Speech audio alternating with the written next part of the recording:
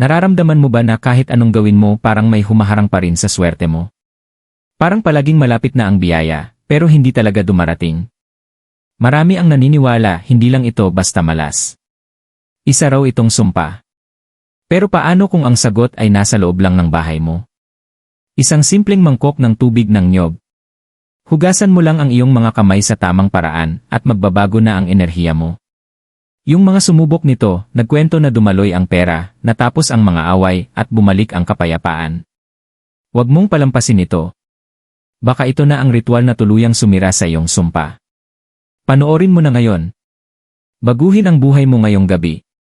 Sa Pilipinas, marami sa atin ang lumaki na paulit-ulit naririnig ang mga kwento tungkol sa kulam, sumpa, at negatibong enerhiya na naipapasa dahil sa inggit, galit, o mga nabaling pangako. Nagdarasal ka. Nagsusumikap ka. Ibinibigay mo ang lahat ng kaya mo. Pero kahit ganon parang hindi pa rin gumagalaw ang buhay.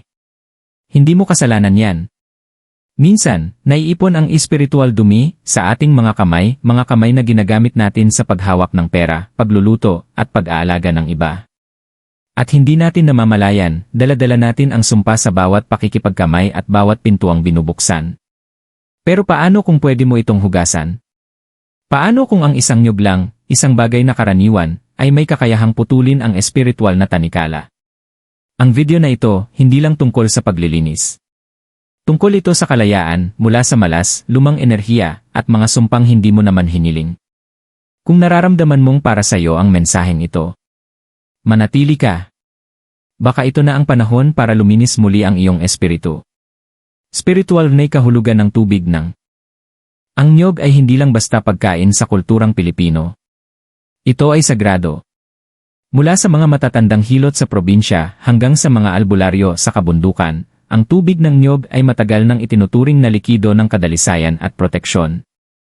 Nagmula ito sa punong tinatawag na puno ng buhay, dahil bawat bahagi nito ay nagdadala ng kagalingan, ang dahon, langis, laman, at higit sa lahat ang tubig. Pero bakit espesyal ang tubig ng niyog para sa espiritual na paglilinis? Dahil ito ay may living energy. Lumalaki ito ng tahimik sa loob ng niyog, hindi nadadampian ng kamay ng tao, at protektado ng mga likas na sapin. Ibig sabihin, dala nito ang purong vibrasyon, at kapag ginamit mo ito ng may intensyon, nagiging sandata ito laban sa mga hindi nakikitang atake.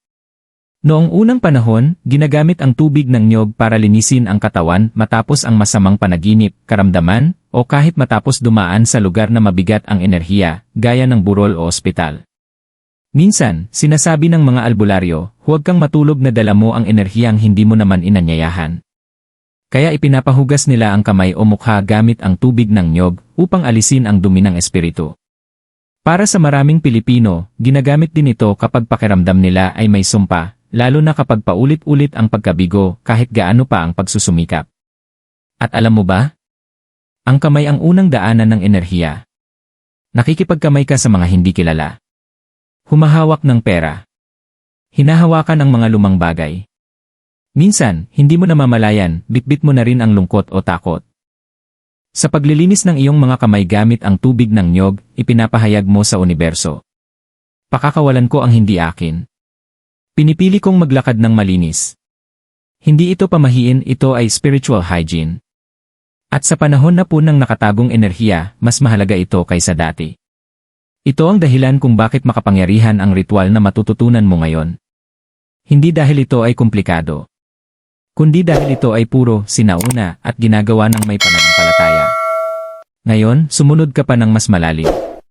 Malapit mo nang matutunan ang step-by-step na ritual na kayang baguhin ang daloy ng iyong buhay, gamit lang ang iyong mga kamay, isang niyog, at tahimik na hangarin.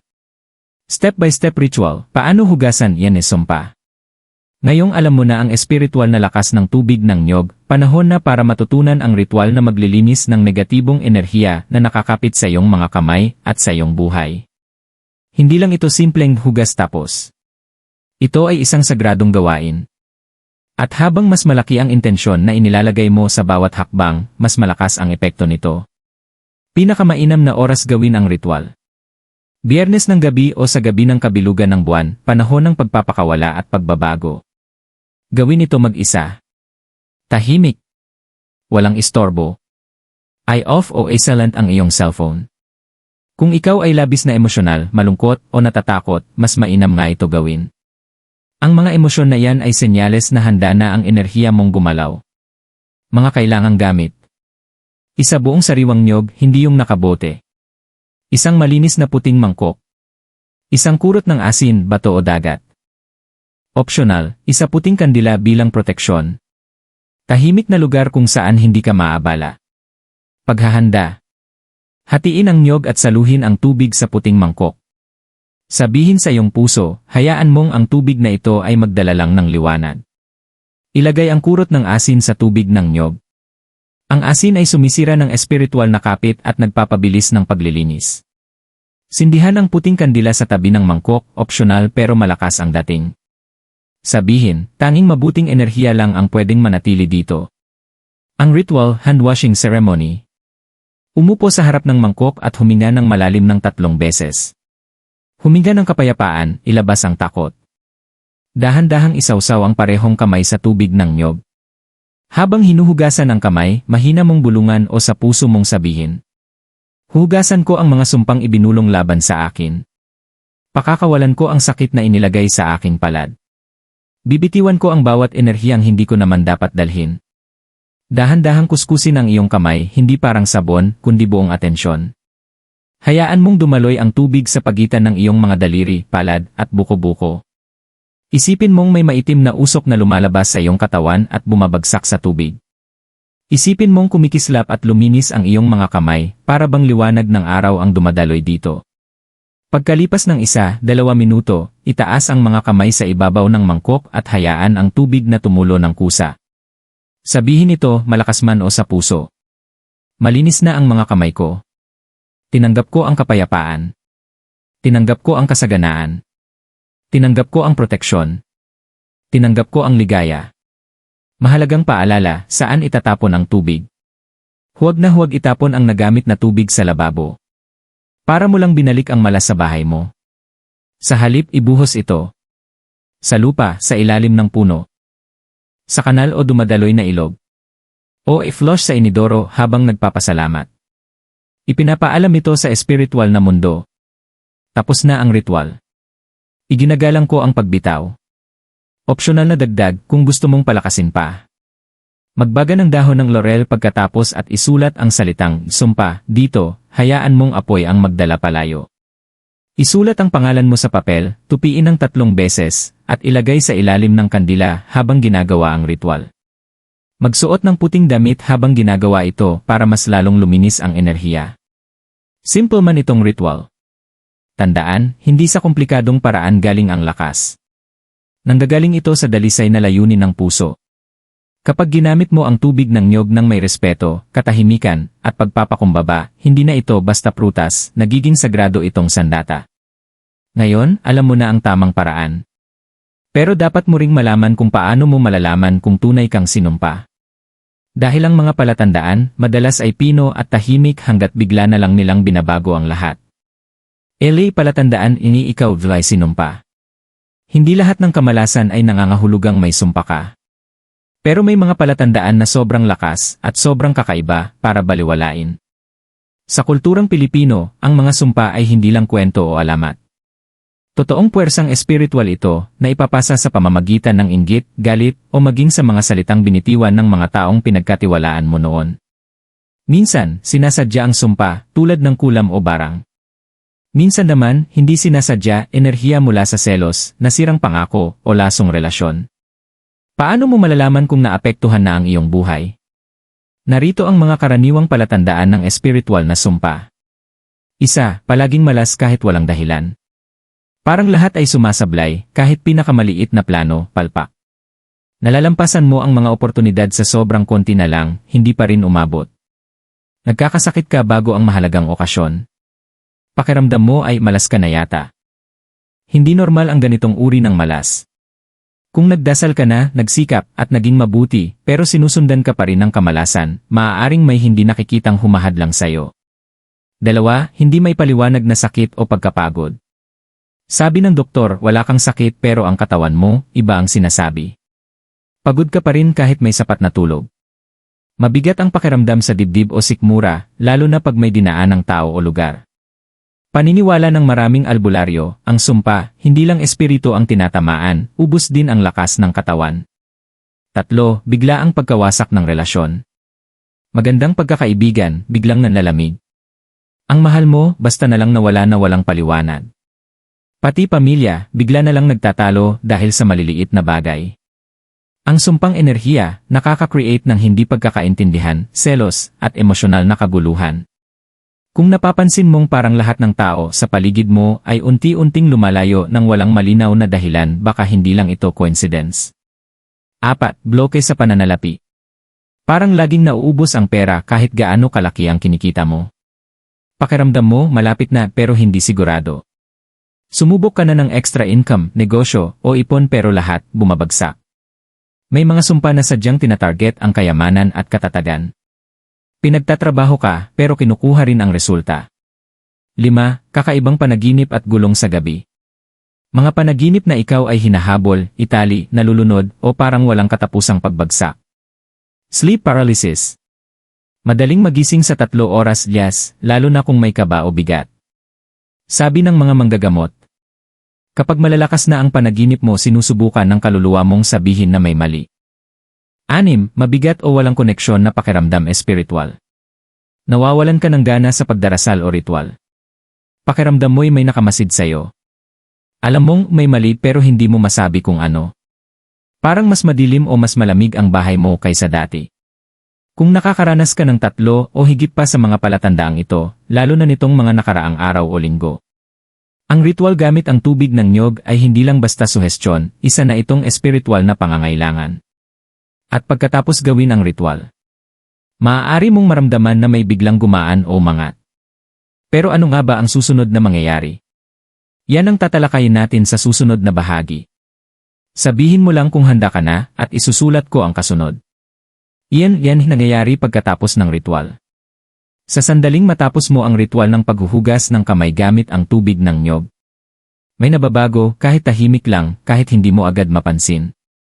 Ang paglilinis ng enerhiya, hindi laging may kasamang malalakas na palatandaan. Minsan, nagpapakita lang ito bilang kakaibang katahimikan o magaan na pakiramdam sa dibdib. O di kaya'y biglang pananahimik ng isip na dati ay punang takot.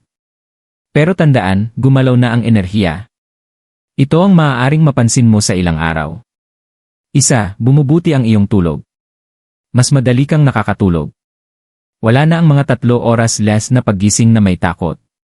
Nagiging malinaw ang panaginip, minsan parang may mensahe o babala. Madalas umatake ang bigat ng espiritu tuwing tulog tayo. Kapag nawala ito, tunay na pahinga ang mararamdaman mo. 2. Nagsisimulang matanggal ang mga hadlang. Ang perang matagal nang naantala, biglang dumarating. Yung kliyente o boss na hindi nagpaparamdam, biglang nagme-message. Ang dating hindi ay nagiging baka pwede hanggang maging Huwag kang magugulat kung biglang sunod-sunod ang mga magandang balita. 3. Bumabalik ang katahimikan sa emosyon. Yung isang tao na laging nagpapabigat sa'yo, maaaring hindi mo na marinig mula sa kanya. Ang mga away sa bahay, biglang lumuluwag. Nagiging mas mapagpasensya ka, at ramdam mo rin na mas mahinahon ang mga tao sa paligid mo. Ang enerhiya, hindi lang nang-aakit, pinalalayas din ito ang hindi na makakabuti sa'yo. 4. Mas madalas mong makita ang mga palatandaan. Mga balahibo, barya, paulit-ulit na numero tulad ng 11 oras 11 minuto o 222. Mga estrangherong biglang may nasabi na kailangan mong marinig. Kanta, hayop o kahit amoy na nagpapaalala ng isang tao o bagay na nagpapagaling sa'yo. Hindi ito basta pagkakataon lang. Ito ay kumpirmasyon na naangat na ang sumpa at bumabalik na ang biyaya. May mga nagsasabi rin na biglang naiyak kahit hindi naman malungkot, parang soul detox. Bigla ang regalo o paanyaya. Malinaw na pangitain habang nagdarasal o nagmumuni-muni. At higit sa lahat, malalim na pakiramdam na may naalis na bigat o dilim. Pero tandaan, ang paglilinis ay hindi isang beses lang na mahika. Ito ay pagtutulungan ng kaluluwa at ng dakila. Ang ritual ay nagbubukas ng pintuan, pero ikaw ang dapat lumakad papasok, na may pananampalataya, kamalayan, at disiplina. May ilan na mararamdaman agad ang pagbabago. May ilan na ilang araw pa. Pero lahat ng gagawa nito ng tapat at may respeto, mapapansin. Parang mas malinis na ang buhay. Sa susunod na bahagi, tatalakayin natin ang isang sinaunang koneksyon. Patunay na hindi lang ito kwento-kwento, kundi isang paniniwala ng mga mistiko at propeta noon pa man. Prophet Connection, paniniwala ni Baba Vanga Yi ng Ehid Pilipinong manggagamot. Maaaring mukhang simple lang ang ritual na ito. Tubig ng niyog lang. Mga kamay mo lang. Pero mas malalim ang pinagmulan nito kaysa sa akala ng karamihan. Ang paniniwala na ang enerhiya ay namumugad sa kamay at napapalaya gamit ang mga likas na elemento ay alam na ng mga propeta at espiritual na guro sa loob ng maraming henerasyon. Simulan natin kay Baba Vanga, ang bulag na tagakita mula Bulgaria na nakapaghula ng mga pangyayari bago pa ito mangyari. Isang beses niyang sinabi sa isang pribadong sesyon, ayon sa mga hindi na ilathalang transcript. Ang tubig ay nagtatanda ng basbas at sumpa. Pero ang kamay ang nagdadala nito. Kung ano ang iyong hinawakan, iyon ay sayo hanggang hugasan mo ito sa pahintulot ng kalikasan. Marami ang naniniwala na ang tinutukoy niya ay ang mga ritual ng paglilinis, kung saan ang tubig ay kailangang dalisay, hindi nahawakan, at likas, tulad ng tubig ng niyog na hindi nakikita ng liwanag hanggat hindi binubuksan. Nagsalita rin siya tungkol sa madilim na ulap na bumabalot sa kamay ng mga sinumpa, humaharang sa tagumpay, pagmamahal, at proteksyon. Ayon sa kanya, tanging living water ang kayang magtanggal ng ulap na yon. Pero hindi lang si Baba Vanga ang naniniwala dito. Dito sa Pilipinas, ang mga albularyo, tradisyonal na manggagamot, ay may ganitong ritual sa loob ng maraming siglo. May ilan na iniutos sa mga pasyente na maligo sa tubig ng niyog pagkatapos ng broken heart. Ang iba naman, pinapababad ang kamay ng taong sinumpa sa buko juice na hinaluan ng asin at dasal, dahil naniniwala sila na ang masasamang espiritu ay kumakapit sa palad at dulo ng mga daliri, bahagi ng katawan na gamit natin sa pagbibigay, pagkuha at paghawak ng enerhiya. Isang matandang manggagamot mula Nueva Ecija ang nagsabi, ang espiritual na mundo, kamay mo muna ang tinitingnan bago ang mukha mo. Ibig sabihin, bago ka pa marinig ng universo, nararamdaman muna nito ang gawa mo. At kung espiritual na marumi ang mga kamay mo, gaano ka man magdasal hindi dumikit ang biyaya. Ito ang dahilan kung bakit umiiral ang mga ritual na ito. Para ihanda ang iyong sarili, hindi lang para humiling ng biyaya, kundi para matanggap mo ito ng buo. Kaya kahit anong paniniwala mo, kung propesya ni Baba Vanga o ang sagradong kaalaman ng ating mga manggagamot, alamin mo ito. Ang ritual na ito ay hindi lang basta pamahiin. Ito ay tulay sa pagitan ng iyong enerhiya, ng lupa, at ng banal na takdang panahon ng iyong kapalaran. LA babala ng espiritu, LA hindi dapat gawin habang pagkatapos ng ritual. Hindi ito basta-basta lang paghuhugas ng kamay. Ito ay isang sagradong sandali sa pagitan ng iyong kaluluwa at ng hindi nakikitang mundo. At tulad ng anumang espiritual na pintuan, may mga patakaran. Ang hindi pagsunod dito ay hindi lang nagpapahina ng bisa ng ritual, pwede pang magbaliktad ng enerhiya o magdulot ng kalituhan. Narito ang pinakamahalagang babala at mga do's and don'ts sa coconut water ritual na ito. Isa, huwag magsalita habang ginagawa ni ritual. Ito ang pinakakaraniwang pagkakamali. Kahit magbiro lang ng nakakatawa naman ito o tumawa, nawawala ang lakas ng ritual. Ang enerhiya ay nakikinig. Kung ang tinig mo ay may pagdududa, nawawala ang kapangyarihan ng ritual. Tahimik ang isip. Tahimik ang kamay. Tahimik ang paglilinis. 2. Huwag gumamit ng bottled na tubig ng niyog. Tanging sariwang tubig ng niyog lang ang may buhay na enerhiya. Ang mga nakabote ay naproseso, nakaimbak sa plastic, at nawala na ang natural na vibrational memory. Ang niyog na ikaw mismo ang bumiyak ay nagiging spiritual partner mo, narinig nito ang enerhiya mo mula sa unang hawak pa lang. 3. Huwag itapon yan ginamit na tubig lababo. Nabanggit na natin ito pero dapat ulit-ulitin. Ang ginamit mong tubig, sumipsip ng espiritual na dumi. Kapag itinapon mo ito sa lababo, maaaring bumalik ang malas sa iyong tahanan. Ibuhos ito sa labas. Sa dumadaloy na tubig, lupa, o i-flush ng may paggalang habang bulong mo. Pakakawalan ko ang hindi na makakabuti sa akin. 4. Huwag agad mag-post online tungkol dito. Maaari kang mamangha agad pagkatapos, kaya gustong-gusto mong i-share. Pero panatilihin ang katahimikan sa loob ng 24 na oras. Hayaan mong tumimo ang enerhiya. Hayaan mong ang biyaya ay maglakbay patungo sa iyo ng walang sagabal. Ang sobrang bilis mag-share ay nag-aanyaya ng inggit at maaaring magbukas ng bagong butas sa enerhiya. At laging magpasalamat. Kahit sa tubig. Kahit sa katahimikan. Ang pasasalamat ang magnet na naglalapat ng biyaya sa buhay mo. Sagrado ang ritual na ito. Igalang mo ito at igagalang ka rin ito. Ngayon, dumako tayo sa huling bahagi. Kung saan titingnan natin paano mo tatatakan at isa sa puso ang lahat ng iyong natutunan. Ngayon, alam mo na ang totoo. Yung akala mong simpleng tubig ng niyog. Isa pala itong susi. Susi para buksan ang mga pintuang matagal nang nakakandado dahil sa takot, inggit at mga sumpang tahimik na naipasa. Hindi lang ito basta paglilinis ng kamay. Ito ay paglilinis ng kwento mo ng mga lihim na laban na matagal mo nang pasan-pasan. Kung nakarating ka na sa bahaging ito ng video, ibig sabihin may parte ng iyong espiritu na nakakaramdam na. Panahon na. Panahon ng tumigil sa pamumuhay na parang laging may bigat na hindi mo nakikita. Panahon ng itigil ang pagtanong ng, bakit parang hindi gumagalaw ang buhay ko? At panahon na para sabihin. Pinipili kong lumaya. Pinipili kong luminis. Pinipili kong tanggapin ang talagang para sa akin. Kung tumagos sa puso mo ang mensaheng ito, huwag mo itong sarilinin. Mag-comment sa ibaba. I claim and live freedom at hayaang marinig ng universo ang layunin mo. I share ang video na ito sa kakilala mong mabigat ang pakiramdam. Hindi mo alam, baka sa simpleng paglilinis, magbago ang buhay nila. At kung hindi ka pa nakasubscribe, sana ay mag-subscribe ka na rin. Dito, hindi lang tayo nagpapahayag ng hinaharap. Tinutulungan ka naming mabuksan ang sarili mong kapalaran. Minsan, ang pinakamalalaking himala ay nanggagaling sa pinakamaliit na ritual. At ngayong gabi, maaaring ang mga kamay mo na mismo ang nagbukas ng pinto para dumating ang iyong biyaya.